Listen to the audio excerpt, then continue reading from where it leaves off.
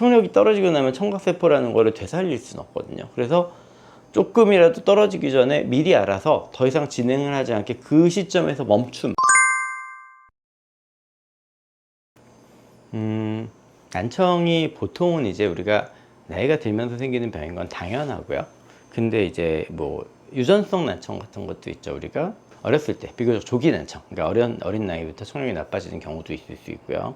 요즘에는 뭐 그런 거에 대해서는 유전자 검사 같은 것도 많이 하고 해서 많이 알려져 있긴 하지만, 그걸 제외하고 일반적으로 그런 유전적인 요소가 없는데 젊은 나이에 난청이 오는 경우라면 제일 흔한 경우는 소음 노출이거든요. 군대에서 총을 많이 쏘는데 뭐 귀마개를, 요즘에는 근데 그런 건 철저하죠. 귀마개를 꼭 끼고 사격할 때는 귀마개를 꼭 끼긴 하는데, 그래도 있기는 합니다. 사실은 뭐 대포, 박격포병 뭐 이런 거. 근데 뭐 그런 소음 노출이 제일 흔한 원인이 될 거고요.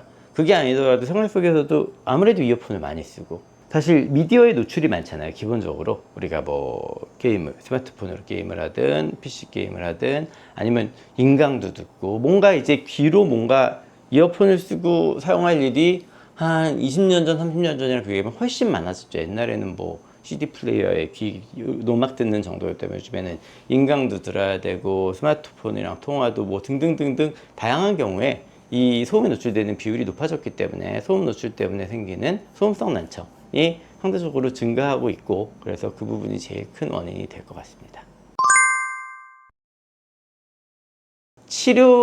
그러니까 치료라는 게 사실 뭐 우리가 귀가 어느 정도가, 예방이 제일 중요한 치료인 것 같아요. 이미 너무 많이 진행됐다, 청력이 떨어지고 나면 청각세포라는 거를 되살릴 수는 없거든요. 그래서 조금이라도 떨어지기 전에 미리 알아서 더 이상 진행을 하지 않게 그 시점에서 멈춤 사인을 주는 게 그 제일 중요한 치료라고 생각하시면 될 것 같아요. 근데 예를 들어서 이미 많이 떨어졌다, 그러면 이제 청력 재활을 해야죠. 재활이라는 거는 보청기를 사용하고 이렇게 되는 거고, 그러니까 치료 가능한 뭐 돌발성 난청 뭐 이런 거 있잖아요. 그거는 이제 병이죠. 병. 갑자기 난데없이 어느 한쪽 귀가 먹먹하고 안 들리고 뭐 어지럽기도 하고 이명도 들리기도 하고 이런 것들은 이제 빨리 치료를 해서 먹는 약을 쓰든 주사를 맞든 해서 치료를 해야 되는 병이 되는 거고, 그게 아니라 서서히 진행되는 난청의 경우는 사실은 검사를 해봤을 때 이미 청력 소실이 오래됐고, 그래서 그 청력 소실이 이제 비가역적인, 그러니까 돌이킬 수 없는 상황이 됐다면 사실 그거에 대한 치료가 특별히 있지는 않거든요.